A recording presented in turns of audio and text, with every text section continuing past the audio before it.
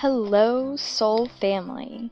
Thank you for tuning in and spending time with us today. Really appreciate you being here. Little announcement before we get started with today's podcast. Wanted to let you know that from now on, we're going to have interviews coming out every Monday from different leaders and inspirational guests on the podcast. Really excited for the next few interviews that we have coming out and the one that we have going on today. You guys are going to love this. And then on every Thursday, we're going to have myself talking, maybe ranting a little bit, and then informing you guys on topics that I really believe will add value to your life. So, I want you to know you guys mean so much to me, and you're going to love this episode. This is with the lovely, badass Kiki Ura. She is an ex-9-to-5er turned full-time soulpreneur and stay-at-home dog mom. And after having years of soul-searching and discovering the power of personal growth, she quit her steady corporate job, jumped out, did her own thing, made a major shift, and now is her own boss. She runs Namaste Babe and is a spiritual business coach for entrepreneurs wanting to scale and manifest their business of their wildest dreams. You guys are going to love listening to this. We have a great conversation and talk about how powerful we are. We are amazing manifestors, and we really share some awesome stories about our own manifesting. I think you guys are going to really enjoy this, and I want you guys to stop right now, give the podcast a rate and review. It means the world to us, and I really appreciate you taking the time to being here and taking the time to reviewing us as well. So, we're going to ground. We're going to steady ourselves. We're going to tune into the body with a quick meditation. Deep breath. In. Exhale. Release. If you're able to, take one of your hands and place it on your heart. If you're not able to, that's okay. All we're doing is bring our awareness into our heart. Another deep breath, and as you take this breath, feel your heartbeat. Deep breath in, release. Feel your body, feel where you're planted on the ground right now. Whether you're sitting, standing, laying down, just feel your body pressing against the surface. Deep breath, release. One more. Deepest breath you've taken all day. Inhale. Release. Nicely done. Beautiful. So, I appreciate you guys being here. Remember, rate and review us. Let us know what you're thinking about what we've had going on so far with the podcast. Everything we talk about in this episode will be in the show notes, so definitely take a peek, check that out, and enjoy. Hey, beautiful. Today we have Kiki Ura here. She has her own brand, the Namaste Babe, and we're just going to talk about manifesting, what she's been through as well. And I want to thank you and everyone that's here with us today. We're spending this time together, and I want to tell you, Kiki Ura, you are a boss lady, creating your own reality and really just guiding others in manifesting theirs as well. So you are unlocking this for everyone and helping them get to their true potential. I love it. Love it, love it, love it. Thank you. I appreciate that so much. Beautiful. So let me ask, how are you feeling right now? So I'm feeling much better than I was about 10 minutes ago, because you and I just went through a crazy process of like experiencing how reliant we are on technology, because Beatrice and I actually only really had each other up until an hour ago on Instagram, and we had this podcast planned, and I started freaking out because Mercury is in retrograde right now, and technology decided to crap out. So I am now feeling much more zen now that we have connected and we have this all under underway. Yes, we made it possible. We were definitely having a little bit of a battle there, but we worked through it and now we are here together. I know it's kind of crazy how we get so reliant on technology until like something doesn't work and you realize it. You're like, holy cow, it's not functioning. It made me realize I'm like, I run my whole business through social media. I need to maybe think of another kind of side place to be doing things to attract people my way. Ooh, I love it. Showing you a new avenue, branching off even more. Dig it. So before we go into a little bit about your back history, I want to know your why. Why did you start Namaste Babe? Oh my goodness. This is such a good question. And I don't think I have really thought about it for a while. Originally, I grew up with the mindset of, the very stereotypical, you go to high school, you get a diploma, then you go off to university. And after that, you get a good job and you get the husband, the white picket fence, that stuff, right? And I, for about 10 years, didn't follow that path. I was in the service industry. I worked as a bartender and a waitress in multiple different places in downtown Toronto. And I so desperately wanted that corporate job with the steady salary and the regular hours and the 2 weeks vacation per year. Nice. And yeah, it sounds nice until then you get it. And I realized very quickly that it wasn't going to be what I needed in order to be satisfied in life and in order to live the life that I wanted to live. I have a huge passion for travel, and that was just not something that was going to be conducive to that. So entrepreneurship kind of landed in my lap. I started in network marketing, and I don't know how to explain it. I just kind of started Namaste Wellness. I started in a health and wellness industry. So Namaste Babe just organically kind of grew from there, from a love of self-development and helping others achieve their truest potential. That's so beautiful. That's so beautiful. Yeah. So you felt that spark, and then pursuing that, you wanted others joining in the journey. I knew what I had been through in my life, and really, as I learned principles of the law of attraction and learning how to tap into abundance and things like that, I really kind of realized that if it was possible for me, it would be possible for anyone, right? And so I just have authentically shared my journey, what I have been through, and I have inspired others along the way. Heck yeah, you are shining bright and that light is attracting others. I love it. I love it. So let's time travel back a few years. What did you think was the spark of going from having your own job, the career path, and then shifting over to jumping and having your own thing?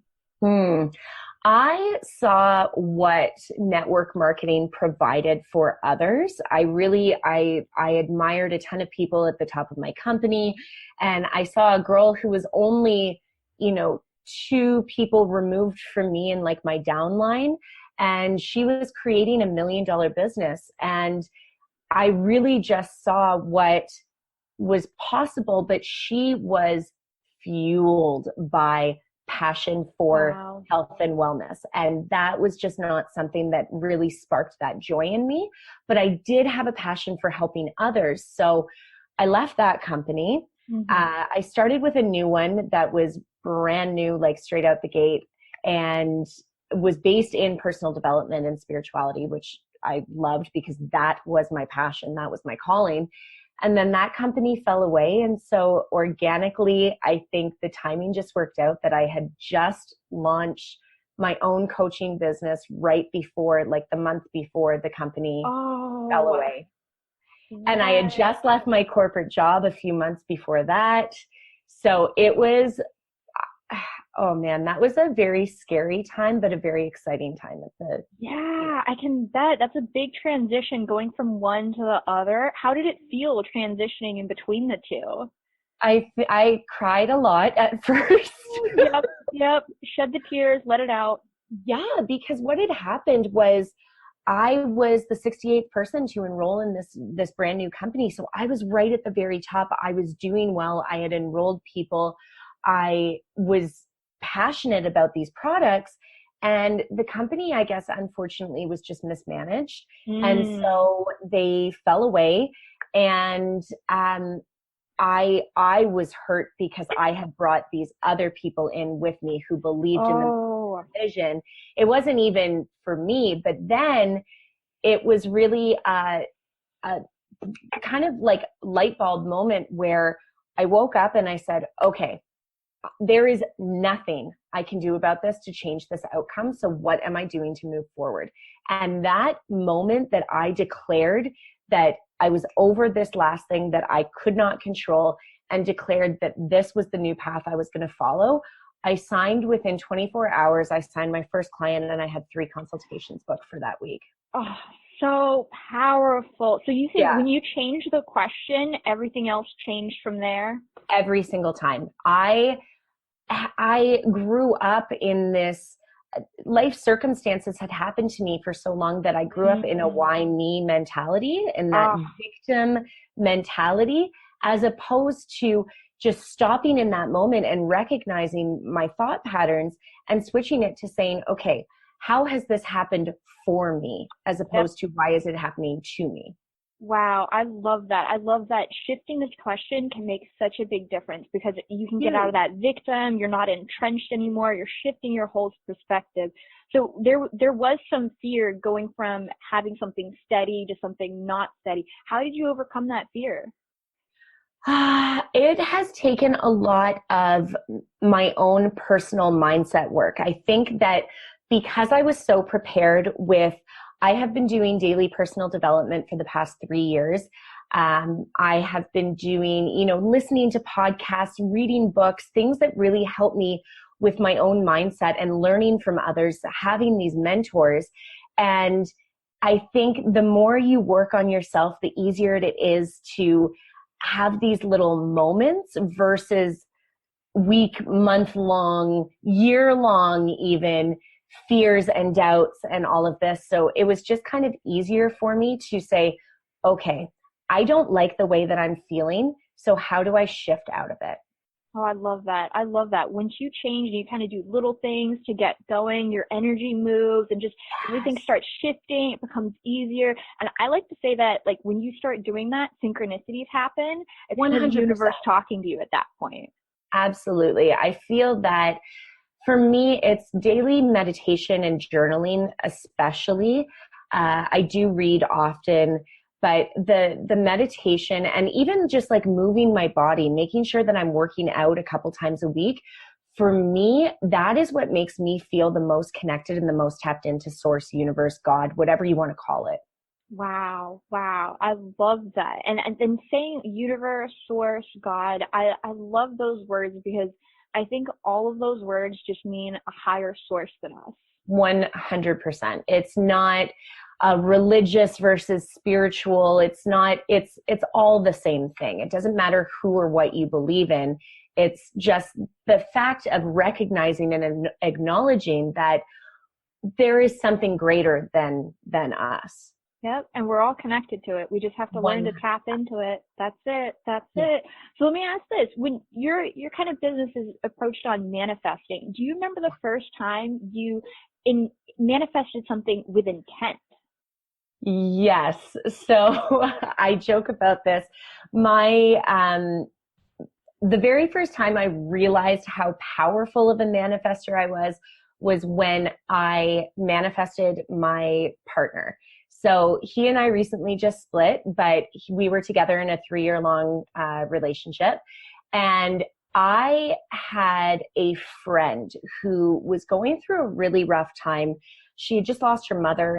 And so she started seeing a psychologist because she got down a bit of a bad path. And the psychologist had asked her, to make a list of all of these attributes she wanted in a partner, because this was something that she was struggling with. So she wrote down this list. She told me about this experience, and I said, you know what, that's really really powerful, because I had just come out of a 7-year emotionally abusive relationship. Oh.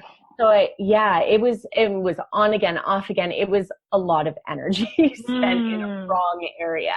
But this again made me I wasn't aware of any of this stuff back then. So this personal development helped me realize that back then I kept going back to this person because I had really low levels of self-worth. So I decided that I wanted a partner who I would feel connected to, who I would feel loved by, who I could love without these compromises and without, this or that. And so I made a list, and I met this guy about maybe a couple weeks later, no more than 2 months later, I would say. I can't remember the exact timeline, but I met him in June, and I probably made this list late April, early May.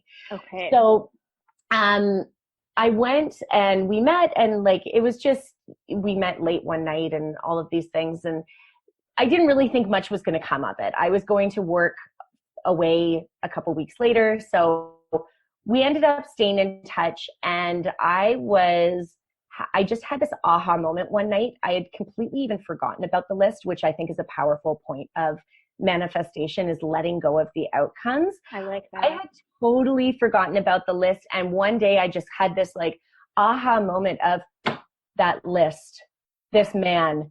I think he's everything on this list. I think I hit the nail on the head. Wow. And I didn't even know what manifestation was at that point. But once I started learning about it, I go, oh my goodness, yeah. So that was the very first time I manifested really powerfully, really intently. Wow. And I know you said you're not together at the moment, but do you think it was divine timing how everything worked out when you met, and then just going through the whole, yes? Yes. Wow. It is a full body yes when you ask me that, because I grew up in Toronto, which is a big city. He lived in a very small northern British Columbia, a northern town in British Columbia, which is very close to Alaska in the state. So just to give you guys perspective, it was a very small town. I went from one extreme to the other, and I don't think I would have discovered as quickly entrepreneurship. I really did a lot of my own personal self-work through this entrepreneurship and discovering personal development. And I fully believe that he was divine timing. He was the person that I needed to meet. We still remain great friends. We're currently living under the same household right now. So it's just, I have so much to thank because of him. It was absolutely what needed to happen in the time that it did. Oh, that's so beautiful. I think everything happens for a reason. We just might not notice it right now, but then as we go forward and life progresses, I think the time between something happening also gives us perspective, because we can look back at it a little bit with not, say, having wounds or any hard feelings at that point, and then looking back and kind of just really digesting a little bit better. So with divine timing, would you explain what that means to you? That's a really good question. I believe that we are co-conspirators in this lifetime. So we have to declare what we want and let go of the ideas on how it's going to happen. The how is absolutely none of our business. So what is meant for you will always be delivered to you. And this idea of divine timing is that things happen when they are meant to, how they are meant to, and it is more often than not going to look extremely different than how we pictured it. I would have never in a million years dreamt of moving across the country to go and live in some middle of nowhere town, ever in my life. But that's what I did, because that's what I felt called to do in that time. Another example of when I was consciously manifesting was, I was at a point a couple years ago where I was trying to manifest well, I ended up manifesting $22,000 in 2 months, but I had intentionally wanted to manifest $11,000. Oh. And one of the ways that this extra source of income came to me was by having my car rear-ended. And if you've been following me, you know this story, but for those, like for your listeners who don't know who I am, I was in the process of manifesting this money, and my car was rear-ended. I wasn't feeling, I had to go for business. I was supposed to be driving for business the next day. And my car the day before had sprung a leak in the tire. And when they patched it up, but when I was driving it, it just didn't feel right. And I thought, you know, I really don't want to be driving to this. It was an 8-hour drive away. So I said, I really don't want to be driving with my car, me feeling uneasy. Mm-hmm. And I'm not even kidding you, like an hour or two later, my car was completely rear-ended. It was rendered undrivable. Wow. And then on top of all of that, I ended up making a surplus of $2,500 after my insurance claim came through. Oh, dang. So in that moment of hearing that my car was rear-ended, of course I was upset. I was frustrated. I was, you know, this is my car. Mm-hmm. So as soon as I caught myself in that moment, I thought, wait, no one was in the car. I was not injured. The driver was not injured. What is the higher purpose for this? Because again, divine timing. So what is the meaning behind this? What is the good that is going to come out of this? And as soon as I shifted my perspective, I sat maybe in that for about 5 minutes of that anger and that frustration. Yep, feel it out. Had I not been doing that personal growth work, the Kiki from 5 years ago, from even like a year before that, would have been sitting in that anger and frustration for a lot longer. Oh. So it just goes to show that, you know, the more you do the work, the easier situations are to handle. I love that. I think anytime someone says that they have a practice, a meditation practice, a manifestation practice, I love that they put the word practice behind it, because I think that's really what it boils down to, is not only doing it once or a couple times, is just keep with it, because it just keeps getting easier and you build momentum anytime that you do it. When you first started with manifesting, did you notice any roadblocks that you had yourself, any roadblocks? I think my manifestation practice has been very roller coaster-y, so to speak. So for me, I mean, I guess that car example was a bit of a roadblock, right? Because it was that almost, so the roadblocks, the way that I describe roadblocks are prove it moments. Ooh, that's a really great way to change that. Yeah. So I'll explain to you, one of my other prove it moments was when I decided to leave my corporate job. I have been really lucky in that again, divine timing, that my contract was coming up at the college that I worked at. And so what ended up happening was I was taking a big leap of faith by saying, you know what, I'm going to not renew my contract. However, I thought that I would be able to apply for, you guys call it unemployment insurance. In Canada, we call it employment insurance, so EI. Oh, okay. And I had applied for EI, but what had happened was I thought in my mind, because I wasn't educated, I had never applied for this before. So I thought in my mind I would have to apply for my job to prove that I was actively searching for work, as opposed to the contract could have just ended and I would have been eligible for this employment insurance. So I applied for the job, and then I was the most qualified for the job. And my employer really wanted to keep me on. So she said, listen, this is a unionized environment and I have to, legally, it is within my responsibility to offer this job to you.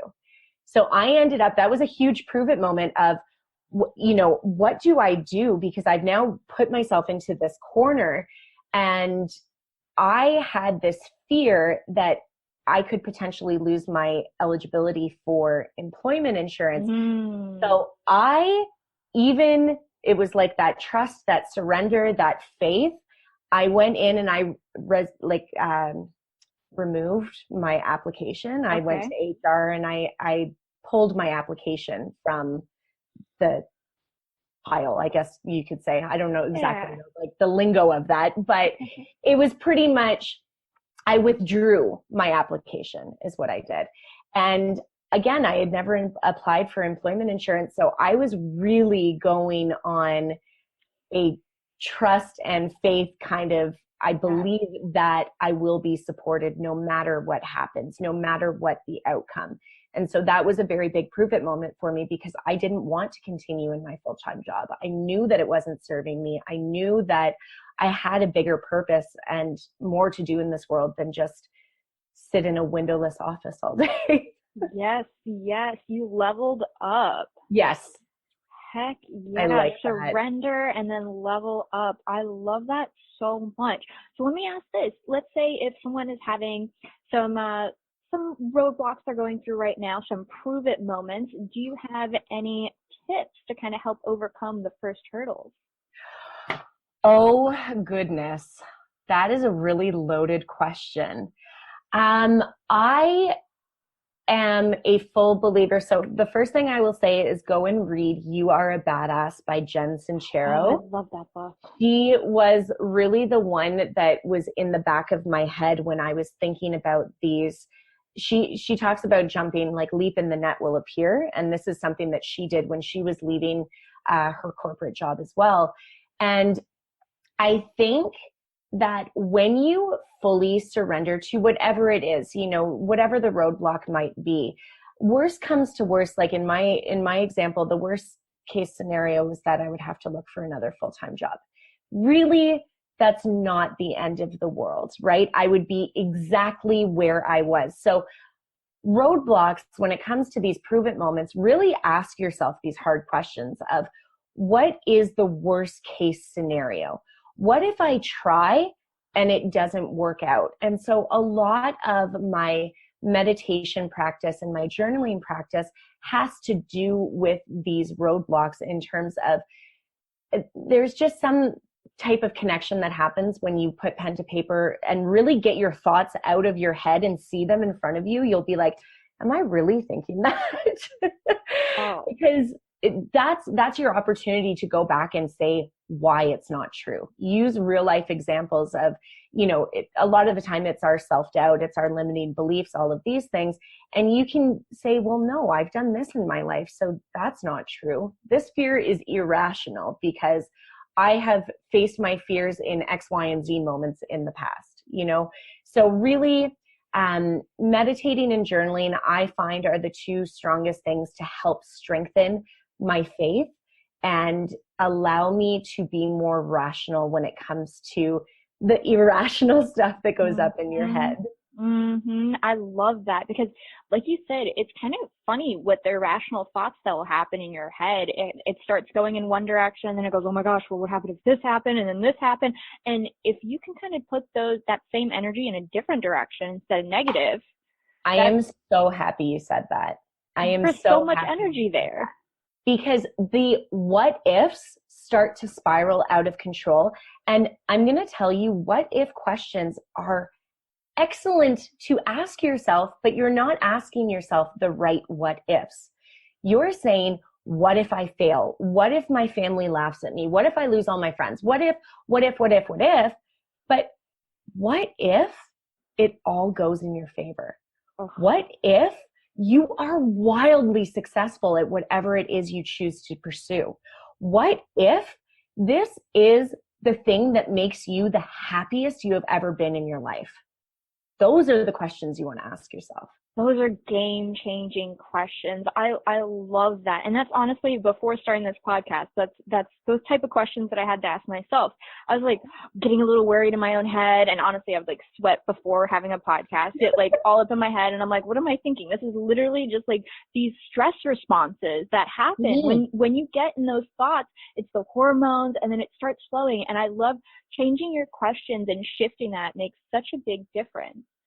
But it's also it is not your fault that you have these thoughts and these things. This is your like ancient ancestral types of fear, like safety responses to keep you protected from, like when you lived in a cave and you were trying not tiger might eat us. Yes, right? Exactly. Right? This is your body's response system to that. So unfortunately, it's something that is just genetically programmed into us. But when you learn these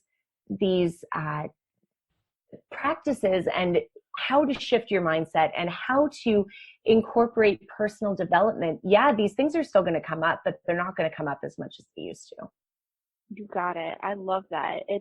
It can make such a big difference because, like you said, all these thoughts have been in there for such a long time. And I truly believe that any negative thoughts that we have in our head just came from someone else. And then we decided to take ownership over it. We're like, oh, that's me. And we kind of attached our worth to those things that other people were saying at that point. That is so beautiful. I love that you say that because it's true. You know, for the longest time, I believed that I was lazy and that I wouldn't be successful in entrepreneurship because I was always told as a kid that I was lazy. And thanks, Mom and Dad. But, you know, it's something that if we are told something enough, we take it on. And we have to do that work, that healing of our past in order to believe new things. And it takes some work. It really does. It really does. And I know you being a fellow blonde, I know you might have heard this in the past. People say, oh, you're just a dumb blonde. Or they go, oh, I wouldn't expect you to say something smart like that. Right?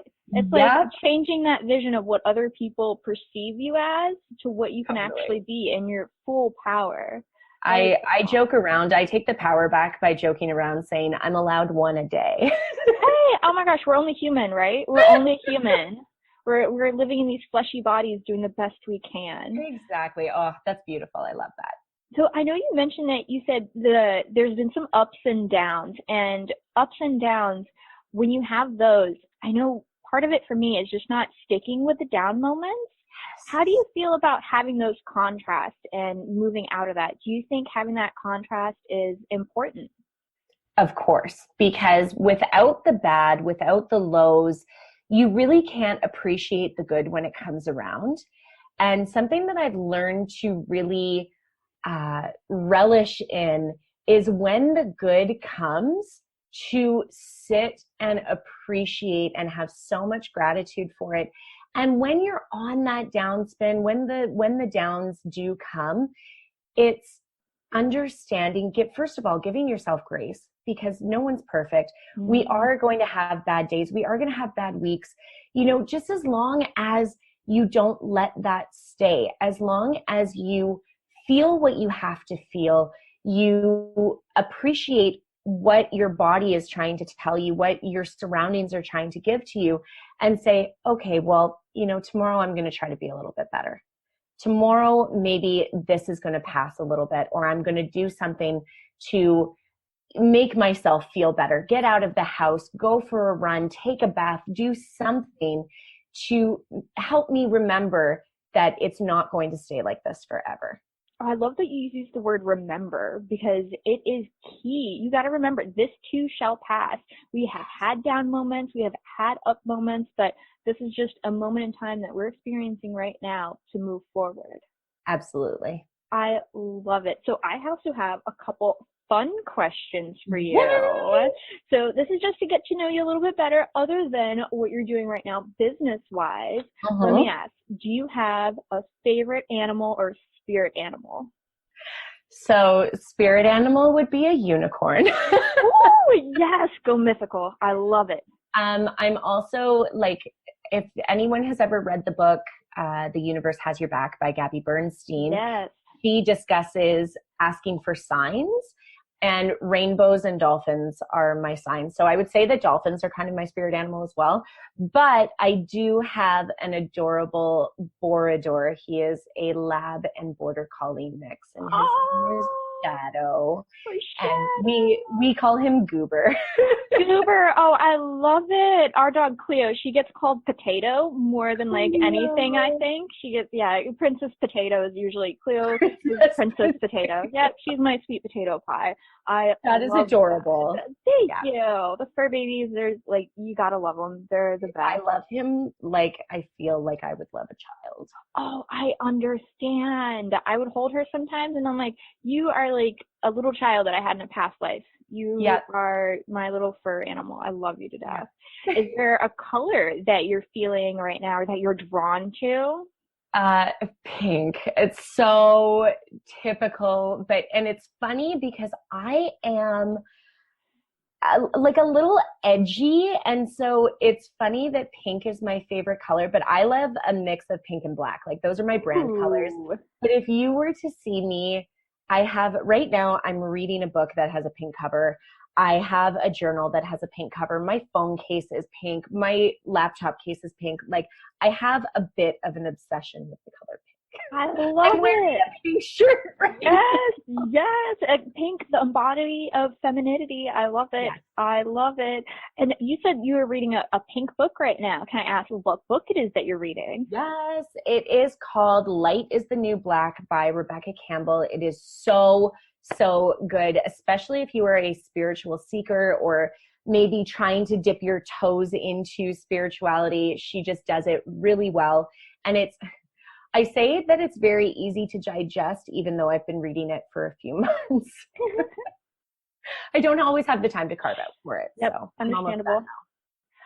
So I heard this, someone else, I'm following Jenna Zoe on Instagram, and someone mentioned on her feed that book is actually perfect for generators in human design. Oh, interesting. Yes. I like this. So I am a manifesting generator. I am still learning a lot about human design. You actually sent me some great information about it. But as my business grows, I would really like to invest in some sort of program or something to like a coach of some sort to really help me hone in on my skills for human design and to know, like, I know that projectors aren't supposed to work more than like 3 hours a day. And I was like, I want to be a projector. Yes. That was one of the things when I heard that, I was like, oh, that like really resonates with me. The thing they say about projectors is we're not supposed to work that much, but if we feel inspired to learn something, we should spend as much time as we want to learning things. And I feel like I must have some projector in me because I feel a lot of that. See, it's so funny because a lot of my friends would know me as the random fact person because if there is knowledge about something, I want to know it. I don't know why, but if you ask me something, I just have some random knowledge for you on that topic. I have to be interested in what I'm learning. I don't have a wide array. And this is the other thing I was going to mention before is that as humans, we are forever learners. Like it is our duty and our obligation. If you're not growing and learning, you're dying. And so that's one of the things that I find most important is really investing in yourself and investing in your personal growth. I heard someone mentioned, I don't remember exactly, I'm probably a podcast, honestly, and I was listening to it, and they said that you don't really have to resonate with the word spirituality, but knowing that you want to improve yourself and just move forward and better just makes you spiritual in general. Of course, I fully believe that because you're tapping into your own power. You're tapping into your own potential, which if you want to go down the spiritual side of that is really this idea of unlimited abundance and pure potentiality that is available to you. There is more than enough in everything. Like I'm a coach, but I'm talking if you wanted to be a lawyer, if you wanted to be a doctor, if you wanted to be in an MLM, if you like, there is no such thing as a saturated market if you are someone who is truly tuned into abundance and the idea of creation for yourself. I love that. I 100% concur with you because I think also there's no such thing as fully saturated because each person, we have our own unique vision and we have our own unique path. So anytime we do something that's quote unquote been done before, it's totally new because it came from you. I absolutely agree. I love that so much. I'm so happy you touched on that because it's so true. We are born with these gifts inside of us. And this is something that Rebecca Campbell talks about in her book, is that your soul came here with a purpose. And this is why it's so important to work on yourself, try new things, see what works for you and what doesn't. And I don't believe, unless it feels good for you, like, I don't really think that we should be forced to figure out what we want to go to school for, to like study in university and that be our career path at the age of 20 to 25, because you're still growing, you're still developing, you're still learning who you are. And so for me, I really dabbled a lot. I wanted to be a teacher, which is ironic now because that's pretty much what I'm doing, just literally in a way. Yeah. I originally wanted to be a teacher. Then I wanted to be a publicist working in Hollywood. Then I wanted to be, a 9-to-5er. And I loved being a bartender. It was fun. It was just not where I was meant to be forever. But my career path, I would have never guessed that I wanted to be a coach. Have you told me that when I was 18, I would have been like, what are you talking about? Right? You were like, what? Yeah. But it's funny now to look back and see what it is that I actually do and how that really is so closely related with teaching. That's beautiful. And that, like you said, that's something that you would not have thought of, because Instagram, these tools that we have right now, all of these things didn't exist that just a few years ago. So broadening our horizon and knowing what we're doing right now does not mean what we'll be doing in the next 2 to 5 years. It could be so much bigger. That's the thing too. I have always been someone who gets excited by new things and new opportunities. So I fully see myself in coaching, but I can also see that growing and evolving wherever that might take me. Maybe I become an author. Maybe I become a speaker. Who knows what happens? But there will always be that kind of realm around personal development, because that is what lights my soul on fire. Yes. And I think that's key, is just following what really lights you up and what you feel called to. Because it doesn't need to be anything that society says or views. It's what you make of it. If it feels good, pursue it. I have always felt good while traveling. So I have built a business now around what lights my soul on fire. I don't have to be here if I don't want to. I can be across the world and still serving my clients. I can push client calls a week if it revolves around me traveling. And, I have built what is that term? It's evading me right now, but build your work. Don't build your, life around your work, build your work. Yeah. You know what I'm talking about. Yep. It's evading me at this very moment, but yeah, you want to build your work around a life, right? Around what it is that you want to be doing. And it doesn't make sense to just go to a job 9 to 5. If that's what lights you up, by all means do it. But that was not what lit me up. I could not see myself sitting at a desk for 5 days a week, 9 to 5, or even longer in some people's cases, right? But every Sunday night I was sitting there and getting a panic attack. No. Yeah. I didn't have enough time on the weekend. I didn't get everything done that needed to be done around the house. I didn't have time to go and see all of the friends that I wanted to see, or, do the things that I wanted to do, because by Friday I was just so exhausted from the week that all I wanted to do was sit and watch TV all weekend. Yep. It was draining your energy during the week, right? Yes. It was just not filling you up in the way that you're getting filled up right now by what you do. And it's funny, podcast interviews, client calls, all of these things, even if I'm feeling exhausted, like all of that happened right before we hopped on our call, I was feeling so drained. But now I'm here and this is giving me energy, right? It's a very different, this does not feel like work to me, but it is part of my work. It's part of what I get to do. And that's another mindset of I get to do this versus I have to do this. Oh, I love that. Anytime. And that's one of the things that, like, perspective changing, that's one of the things that I think is such an amazing tool, because for most of us, we live in a place where we have a roof over our head. We have a warm bed to sleep in. We have food in our fridge. And these are things that if we don't notice them and appreciate them, they can easily become something we take for granted. The other day, we are living in a rental that runs on a well system, and by now usually all of the snow is melted and the yard is flooded with water, but there's still tons of snow here, and our well ran dry. No. And we ran out of running water. Wow. And it was such a wake-up call of, holy crap, look at what we take for granted, just even running water, and how reliant we are on it to wash our clothes and do the dishes and take showers. I literally was in the shower with full water, and then it just was dripping like slowly. I was like, okay, I guess I'm not having a shower today. Like, oh, this isn't working. That's amazing. Shifting up, like this morning I woke up and I mentioned my allergies earlier, and I literally couldn't breathe out of my nose. I was breathing out of my mouth, and then I did some neti pot, and I call it a witch's brew. Did some breathing. Yeah, I did some home tools here, and now I can breathe through my nose. I'm just like, oh, I'm so thankful. Yes. All right. That was just a lesson I needed to remind myself that I am so appreciative that I can breathe. Right? Simple things. Simple things. A few more fun questions for you.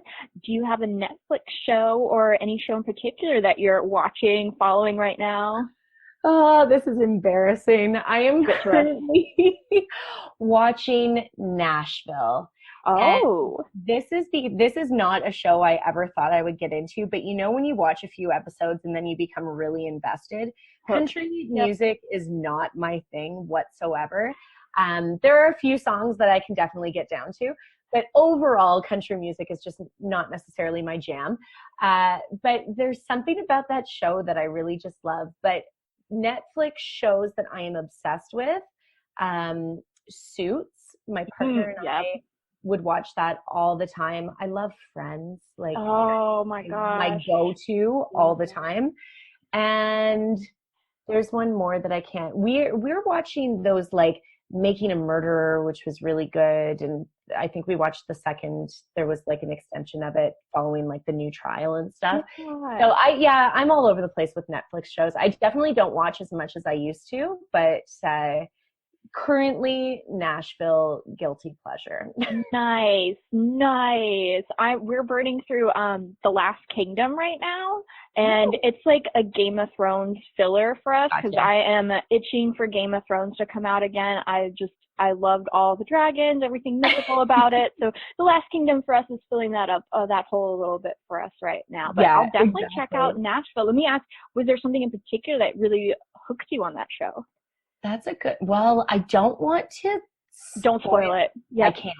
I can't. Okay. There's something that happens throughout this series that I was just like, are you kidding me? I like full ugly cried when it happened.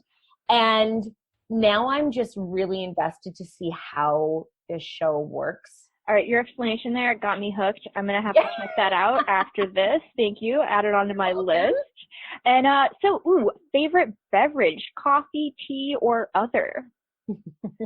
So I would, maybe towards the end of last year would be saying wine. Wine and ciders were my favorite. However, I took a 2-month sobriety at the beginning of the year. I broke it to celebrate a huge milestone in my business. But I'm going back on my sobriety kick until my birthday in May. So with that being said, I am obsessed with bulletproof coffees to get me started in the morning, especially during the winter months when it's really cold out. And kombucha, ginger kombucha. Yes. My favorite, like, alcoholic substitute. Nice. Very nice. I know I've only had kombucha a few times, but I know it's supposed to be super good for your digestive also. Ginger kombucha is like, I don't actually drink a lot of other kombuchas because I find that I like the spiciness of ginger. And ginger is also really good for you. So. Oh, So good. All right. Lovely. Ooh, so in Canada, I know it's super cold up there. Right now, it's like 4 degrees Celsius, which is probably maybe like 20s Yeah. Fahrenheit. So it's not, it's spring here. So I'm going to tell you, I'm in Florida right now, and it is, what is it outside? It is like 70 something, and Okay, that's good. Nice and warm. super good. The other day, though, I will tell you, it got down to like maybe like 45, and I was having a Floridian moment. I was outside walking my dog in my robe. I was like, I am cold. I'm like, my Swedish family would be laughing at me right now walking around in my robe. So funny. Oh my So, goodness. do you have a favorite season? Summer, 1000%. I am not meant to be Canadian. I do not like winter. No. I'm living in British Columbia, so there's mountains here. I love looking at snow-capped mountains, but from afar, as long as it doesn't hit me. This is another reason why I wanted to become a full-time entrepreneur. My goal is by next winter to be spending it in Southeast Asia and Ooh. eventually ending up in Bali for a bit. Ooh, Yeah. that is amazing. I know you mentioned that you love traveling and it feeds your soul. Is that like your number one place that you're inspiring to go to? I have actually been to Bali before. In 2012, I traveled to Asia for the first time. I went to Thailand, Indonesia, and Malaysia, and it was beautiful there. I really would not even be able to tell you like a favorite country. Everywhere I go, there's something that I learn to love and appreciate about every place. Yeah. Thailand is very magical, but I would like my goal is to get to as many countries as possible in my lifetime. So I'm thinking of going to Vietnam, Cambodia, Laos, the Philippines, and then probably like doing a couple weeks around there, and then setting up shop in Bali for a couple months, because Bali really is a magical place. Oh, that is so exciting. I'm so excited to see you on this journey also. That's very inspiring. I love it. I love it. So I have one last question for you. Yes, ma'am. This one's a little bit loaded. I will tell you that. Okay. What does love mean to you? Oh my goodness. That is an extremely loaded question. Mm-hmm. Love to me means like a full heart. It means just not having to hide who you are, being able to openly and lovingly express yourself, being received for that. And by the way, if you are not received for that, they are not your people. Just thank you. Thank you. A little shout out there. I know for me, I have so much love to give, and it's something that I really want to be able to give, but also to receive, right? And just having that harmonious balance. So, but it starts with yourself, really. So I love that. It really does. It starts with yourself. You have to have that full cup to fill into others. Yes. I love the way that you worded that, Kiki. So let's ask this. Where can everyone find you, and what do you have going on right now? Oh my goodness. Well, I just on Monday launched my rebrand. So this is like Namaste Babe 2.0. I am soon to be launching, I have a digital copy of a journal, but I am soon to be launching my physical copy. It's going to be on Amazon. So as soon as I have a link for that, I will send it to you, and hopefully you can put it in the show notes or whatnot. Beautiful. I will. But I can also be found on Instagram as @NamasteBabe. On Facebook, you can search the Namaste Babes Facebook community. And I am Kiki Ura on Facebook. I would love to be friends.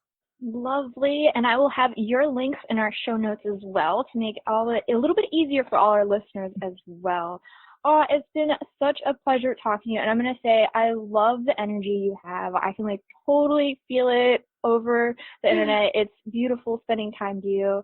And I really appreciate you being here with us. Thank you so much. It has been such a pleasure to grow and watch, support each other's journeys. And so I am so honored to have been able to be on this podcast with you. Thank you so much. Oh, thank you so much. I'm sending love to you and love to all our listeners tuning in right now. Thanks, guys. Thank you. Wow, family, that was such an amazing interview. Really appreciate you guys tuning in for this. Thank you once again from the bottom of my heart to yours. Really appreciate you being here. So, with that being said, please leave a rating and review in iTunes. I will be your friend forever and give you infinite hugs. Would really mean so much if you were able to do that. All our links that we talked about and hot topics throughout the show will be in the show notes. Definitely take a peek there, get some info.